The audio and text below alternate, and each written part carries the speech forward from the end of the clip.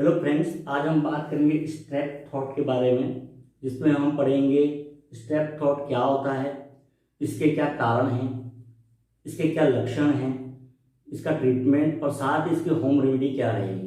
तो शुरू करते हैं आज का टॉपिक स्ट्रेप थॉट। इसे बैक्टीरियल फेरिंजाइटिस भी कहा जाता है। Pharyngitis itis refer for inflammation and pharynx means यह गले का संक्रमण है, मेनली गले के अंदर होता है। ये एक प्रकार का इन्फ्लामेटरी कंडीशन है जो गले की म्यूकस मेम्ब्रेन जो होती है, फेरिंग्स की म्यूकस मेम्ब्रेन उसमें होता है, और साथ ही साथ टॉन्सिल इसमें प्रभावित होते हैं।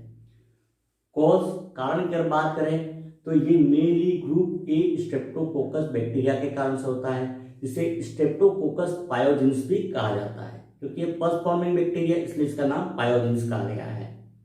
फैलता कैसे है या मोड ऑफ ट्रांसमिशन, तो ये मेनली ड्रॉपलेट इन्फेक्शन के द्वारा फैलता है। संक्रमित व्यक्ति जो है उसके खांसने या छींकने से बैक्टीरिया एनवायरनमेंट में आएगा, और हेल्दी व्यक्ति जो है उसके रेस्पिरेशन के द्वारा प्रवेश करेगा और इससे ये इन्फेक्शन फैलता है। इसके अलावा डायरेक्ट कांटेक्ट जो है उसके भी ये फैल सकता है। कॉमनली ये चिल्ड्रन के अंदर होता है, 5 to 15 ईयर एज के अंदर, या स्कूल गोइंग बच्चे जो होते हैं उनमें ये ज़्यादा होता है। होता क्या है इसके अंदर, तो ये जो बैक्टीरिया होता है स्ट्रेप्टोकोकस, वो रेस्पिरेटरी रूट के द्वारा या नोज के द्वारा ये गले के अंदर एंट्री करता है। गले में जाने के बाद जैसे ही इम्यून रिस्पॉन्स शुरू होगा, इम्यूनिटी कम होने पर क्या होता है, बैक्टीरिया जो है उसका मल्टीप्लिकेशन मतलब ग्रोथ होगी और इन्फेक्शन होगा। बैक्टीरियल इन्फेक्शन के कारण से फेरिंग्स जो है उसकी म्यूकस मेम्ब्रेन डैमेज होगी, और म्यूकस मेम्ब्रेन डैमेज होने के कारण से मेनली वहाँ इन्फ्लामेशन शुरू हो जाएगा। साथ ही ये बैक्टीरिया जो होते हैं वो एक्सोटॉक्सिन रिलीज करते हैं, मतलब केमिकल रिलीज करते हैं, और इन केमिकल के प्रभाव के कारण से वहाँ पर रेड पैचेस बन जाते हैं या रेड कलर के टीनी ग्रेन्यूल्स बन जाते हैं। इसके अलावा टॉन्सिल्स और म्यूकस मेम्ब्रेन जो है फेरिंग्स की, उसके अंदर व्हाइट पैचेस बन जाते हैं, जिससे पिटाची कहा जाता है। इसके अलावा इन्फ्लामेशन के कारण से कुछ सिम्टम नजर आएंगे। मतलब हम बात करते हैं इसके साइन और सिम्टम की, क्या क्या साइन और सिम्टम इसके नजर आएंगे। तो सबसे मोस्ट कॉमन साइन जो रहेगा वो रहेगा सॉर थ्रोट, क्योंकि ये गले के अंदर इन्फ्लामेशन हो रहा है, उसके कारण से गले के अंदर सॉर थ्रोट होगा, मतलब गले में खराश होगी। और बैक्टीरियल फेरिंजाइटिस या स्ट्रेप थ्रोट के अंदर जो सॉर थ्रोट जो होता है वो सडनली होता है, अचानक से होता है, और सबसे पहले सॉर थ्रोट होता है। इसके अलावा अदर जो है वो फेरिंग्स की म्यूकस मेम्ब्रेन जो है वो रेड कलर की हो जाएगी, स्वेलिंग रहेगी वहाँ पर। साथ ही साथ टॉन्सिल जो है उसमें भी स्वेलिंग रहेंगे। इसके अलावा उसको फीवर आएगा। फीवर का टेम्परेचर जो रहता है वो 101 डिग्री टेम्परेचर रहता है, मेनली कारण है उसका इन्फेक्शन के कारण से। इसके अलावा म्यूकस मेम्ब्रेन में स्वेलिंग, टॉन्सिल में स्वेलिंग के कारण से उसको पेन होगा गले के अंदर इन्फ्लामेशन के कारण, और साथ ही साथ उसको स्वेलिंग मतलब निकलते के समय उसको दर्द होगा, जिसको डिस्फेजिया कहा जाता है।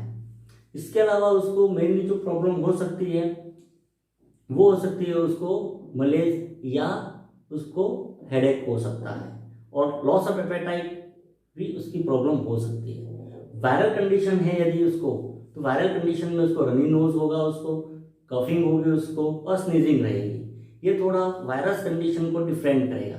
स्ट्रेप थ्रोट के अंदर रनिंग नोज, स्नीजिंग और कफिंग की संभावना कम रहती है। पता कैसे लगाना, डायग्नोज कैसे करना, तो डायग्नोज करने का तरीका जो होता है, एक तो रैपिड थ्रोट टेस्ट होता है। रैपिड थ्रोट टेस्ट के अंदर कॉटन स्वैब लिया जाता है, और थ्रोट जो है डीप थ्रोट का सैंपल लिया जाता है, और इसकी लैब के अंदर जांच की जाती है। सेकंड जो होता है थ्रोट कल्चर। डीप थ्रोट जो है उसका सैंपल लिया जाता है कॉटन स्वैब से, और उसकी फिर लेबोरेटरी के अंदर कल्चर करवाई जाती है। इसके अलावा और ज़्यादा इन्फेक्शन है, फीवर की कंडीशन यदि ज़्यादा है तो ब्लड टेस्ट जो है वो कराए जाते हैं, जिसमें WBC काउंट जो होता है वो इंक्रीज मिलता है, क्योंकि इन्फ्लामेशन हो रहा है उसके कारण से न्यूट्रोफिल काउंट जो होगा वो इंक्रीज होगा। साथ ही साथ इन्फेक्शन इन्फ्लामेशन के कारण ESR, जिसको एरिथ्रोसाइट सेडिमेंटेशन रेट कहा जाता है, ये भी बढ़ा हुआ मिलेगा।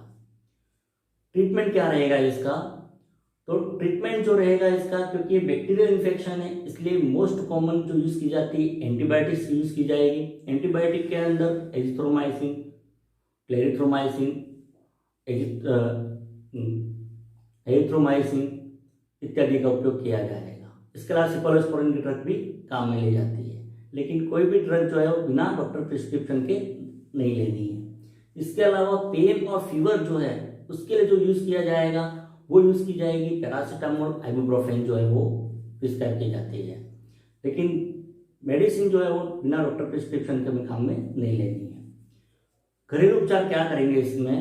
यदि स्ट्रेप थ्रोट हो रहा है जो कि मोस्ट कॉमनली बच्चों को होता है, तो घरेलू उपचार जो रहेगा हमारा वो रहेगा, एक तो गर्म पानी जो है उसके गरारे करना, वो भी नमक डाल के, मतलब गर्म पानी के अंदर 1 गिलास गर्म पानी के अंदर आधा चम्मच जो है वो नमक डालना है और उसके फिर गरारे करने हैं। इसके अलावा दिन में गुनगुना पानी पीना है, जब भी पानी पीना है गर्म पानी पीना है, ठंडा पानी अवॉइड करना है।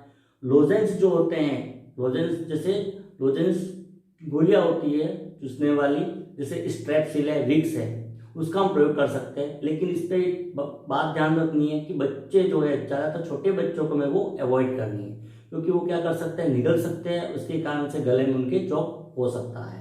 इसके अलावा कुछ होम रेमेडीज है, जैसे घरेलू उपचार है, जैसे हनी सबसे बेस्ट लोजेंस होता है, ये हम दे सकते हैं, ये बच्चों को भी हम दे सकते हैं। इसके अलावा गार्लिक है, लहसुन है, जिंगर जो है वो चूसने के लिए दे सकते हैं हम। इसके अलावा उसको हम दालचीनी जो होते हैं उसके टुकड़े हम चूसने के लिए उसको दे सकते हैं। साथ ही साथ हमें क्या करना है, यदि टूथब्रश जो है पुराना टूथब्रश यूज कर रहे हो उसको हमें फेंक देना है और नया टूथब्रश जो है तुरंत ले आना है। बड़ा व्यक्ति कोई है अगर अल्कोहल ले रहा है, स्मोकिंग कर रहा है, तो उसको अल्कोहल स्मोकिंग बिल्कुल ही अवॉइड करनी है। बचाव कैसे किया जाए? बचाव करने का जो तरीका होता है, क्योंकि ये प्रॉब्लम ज़्यादातर बच्चों में होती है, स्कूल गोइंग चिल्ड्रन के अंदर संभावना ज़्यादा होती है, तो उनको बचाना बहुत ज़रूरी है। बचाव का जो एक तरीका होता है वो होता है, सबसे पहला तो शेयरिंग नहीं करना, मतलब कोई भी इन्फेक्टेड व्यक्ति जो भी है उसके कप का, टूथब्रश का या ग्लास का शेयरिंग नहीं करनी है। सेकंड जो है वो मास्क पहनना है, लेकिन जब भी आउटिंग पे जाए हम या भीड़ में जाते हमें मास्क पहनना है। थर्ड वन जो करना है वो है हैंड वॉशिंग, बिफोर किसी भी चीज़ को टच करने से पहले हमें प्रॉपर अच्छे से हैंड वॉशिंग करनी है। स्ट्रेप थ्रोट जो है यदि इसका प्रॉपरली ट्रीटमेंट नहीं किया जाए, क्योंकि बैक्टीरियल इन्फेक्शन है, यदि ट्रीटमेंट नहीं किया जाए तो ये कॉम्प्लिकेशन भी लीड कर सकता है, बच्चे में बहुत बड़ी समस्या भी प्रॉब्लम क्रिएट कर सकता है, जिससे ओटाइटिस मीडिया प्रॉब्लम क्रिएट कर सकता है। इसके अलावा टॉन्सिलाइटिस जो है उसका मोस्ट कॉमन कॉज जो है वो स्ट्रेप्टोकोकस बैक्टीरिया है। टॉन्सिलाइटिस के अलावा उसमें पस फॉर्मेशन हो सकता है जिसको पेरिटॉन्सिलर एब्सेस कहा जाता है, ये भी कॉमनली हो सकता है। इसके अलावा यही इन्फेक्शन जो है वो लोअर रेस्पिरेटरी ट्रैक्ट के अंदर जाके न्यूमोनिया भी प्रोड्यूस कर सकता है, ब्रेन के अंदर जाके यही इन्फेक्शन मेनिंजाइटिस भी प्रोड्यूस कर सकता है। तो बेटर है कि हम इसका इमीडिएटली क्या कराएं, ट्रीटमेंट कराएं। Okay, thank you.